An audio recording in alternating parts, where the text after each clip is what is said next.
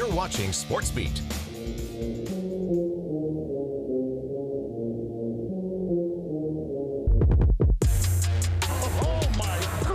We're familiar with them, they're familiar with us. We're extremely confident because we know what we're capable of.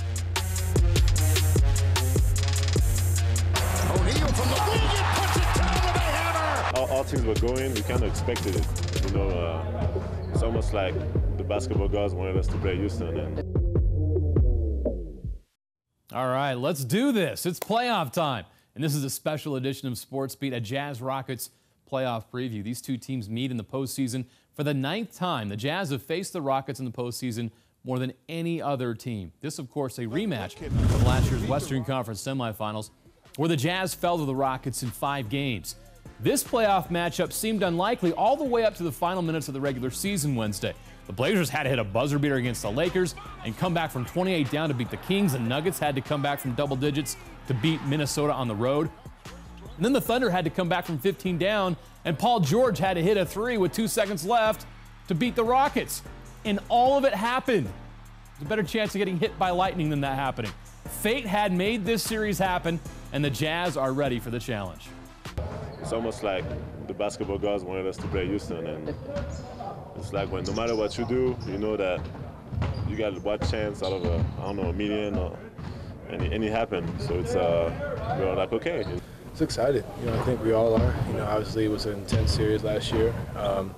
Unfortunately, we didn't have a full team last year, so I think we're a little more excited this year coming in with everybody, healthy. And we're familiar with them. They're familiar with us. There's gonna be no surprises.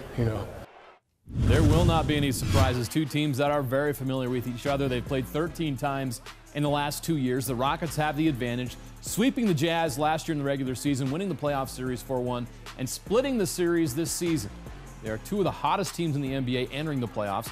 The Rockets won 20 of their last 25 games, while the Jazz have gone 32-13 since January 1st. The Rockets know the Jazz will be a much tougher matchup this time around.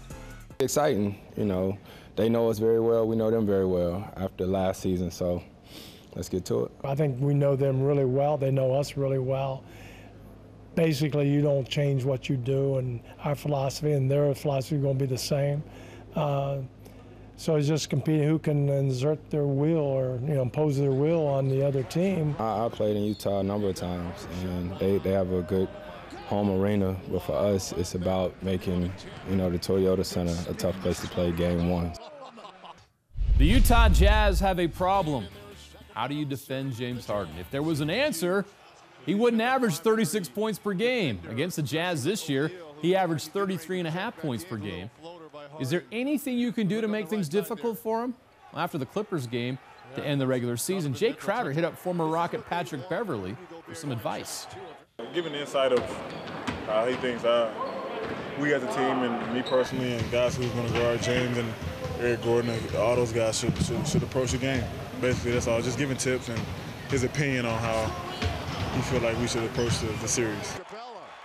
Now, not only are the Jazz very familiar with the Houston Rockets, but they're even more familiar with Chris Paul. This marks the 3rd straight year the Jazz have been matched up against Chris Paul in the playoffs. They beat him and his Clippers team in 7 games back in 2017. Then CP3 got revenge last year in Game 5 when he made tough shot after tough shot to eliminate the Jazz. Quinn Snyder has an enormous amount of respect for Chris Paul. You almost have to get over the things that you enjoy watching and know that they're going to be used against you.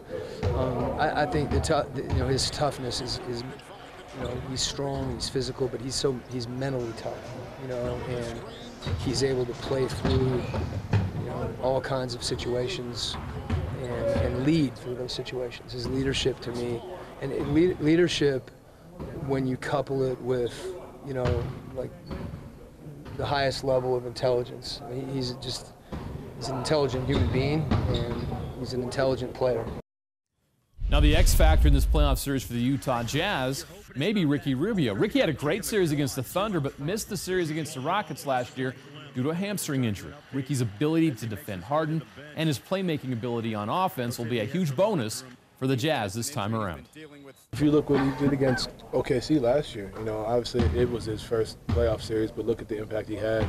We missed him last year, obviously, but this year, he's playing on a different level, finding guys, getting into the paint, getting his own shot, making lob passes that last year I wasn't able to make in that series because I hadn't been comfortable with those decisions. So being able, it really took me 5 games to kind of really get comfortable and understand how to get into the paint and how to make plays. So to have Ricky, who's the dominant ball handler, to be able to do that, I think makes it easy for everybody. Rubio's good. If he plays bad, it won't give him anything better. I'm hoping he plays bad, but he's a great player. So obviously they're going to be stronger with him on the floor. He's their playmaker. He's their point guard. He gets them going. So if we can kind of shut out Rubio a little bit, slow him down, slow Donovan down, and their ball handlers from getting to the basket, then we got a chance. The Jazz will also have their hands full with Rockets center Clint Capella. He had a breakout series last year against the Jazz. He averaged 12.7 points, 11.6 rebounds, and 2.1 blocks while shooting 66% from the field. It earned him a 5-year, $90 million free agent contract in the offseason. At least partly did. The national narrative was that Capella dominated his matchup with Rudy Gobert. And Rudy disputes that and seems ready to make a statement this time around. So that people can say whatever they want, Most people that watch the games don't really have the knowledge to see what's really going on. It's all about us going out there and try to do what we do and get a win. So the Jazz are underdogs in this series. Vegas puts the odds on the Jazz winning the NBA championship at 75-1. 538 gives the Jazz a 35% chance to win this series.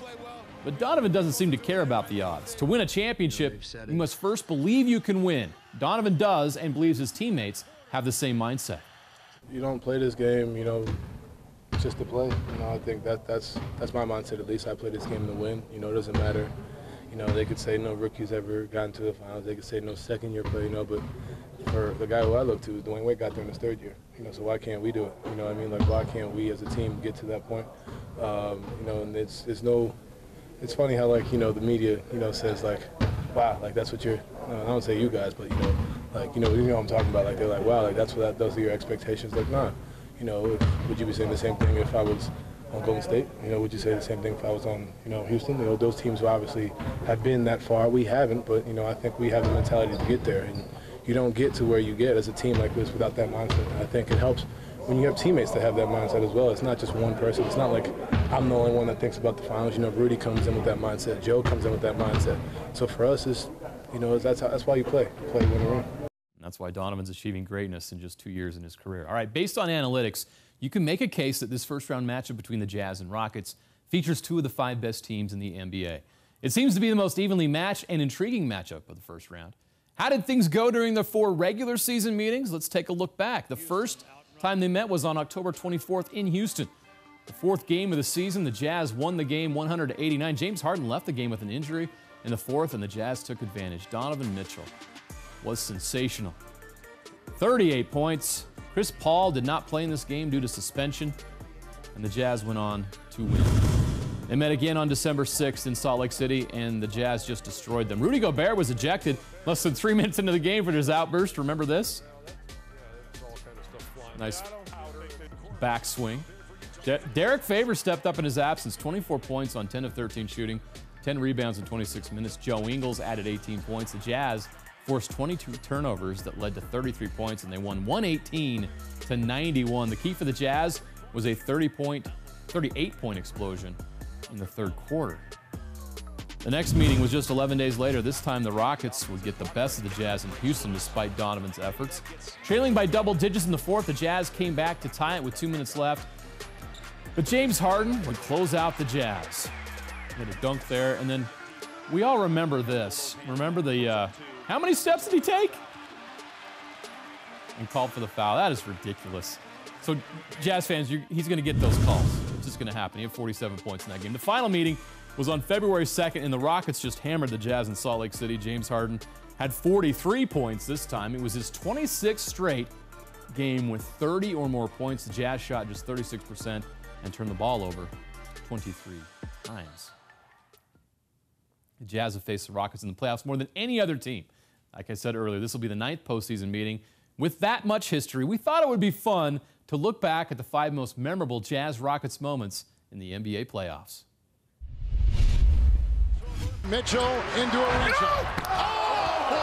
He came in hot and went up high. And when you get that hot, you've got to come in hot. Oh, my goodness. Yeah, that dunk was part of a stunning road win in Game 2 of last year's Western Conference semifinals. Despite the Jazz losing the series, I think that's the lasting memory that we take from that series. The Jazz and Rockets have met in a 4-5 matchup in the playoffs before. In 2008, Darren Williams was an elite point guard, and he led the Jazz to a 4-2 series win, including this hammer dunk over Shane Battier. 2 of the best games in Carlos Booster's career came in the 2007 NBA playoffs, a first-round series against the Rockets. After 41 points in a Game 2 road win, he had 35 points, 14 rebounds, leading the Jazz to a stunning upset of the Rockets on the road in Game 7. Hey, we got to get this on camera. A moment so good it caused Frank Layden to kiss Adrian Dantley. The Whopper, Billy Paltz, came in for the injured Mark Eaton, took a slap from Hakeem Olajuwon. The momentum swung to the Jazz, and they won Game 5 and the series on the road in 1985. Half court. Stockton, open three. Hit! John Stockton sends the Utah Jazz to the NBA Finals. Oh, it's easy. The best moment for the Utah Jazz in a playoff series against the Rockets is a no-brainer. Watching this never gets old. John Stockton finally sending the Jazz to the NBA Finals, a buzzer beater in the 1997 Western Conference Finals. All right, what will be next in the chapter in the playoff history between the Jazz and the Rockets? We'll find out starting Sunday night at 7:30 p.m. Mountain. Don't miss our postgame coverage on SportsBeat Sunday, and you can catch all our coverage of the Jazz in the NBA playoffs on the new KSLSports.com. The Jazz are winning. We're going to be a team to be reckoned with in the future. Stockton, open three. Nothing Jordan can do. Never forget that dunk. The character of this team is incredible.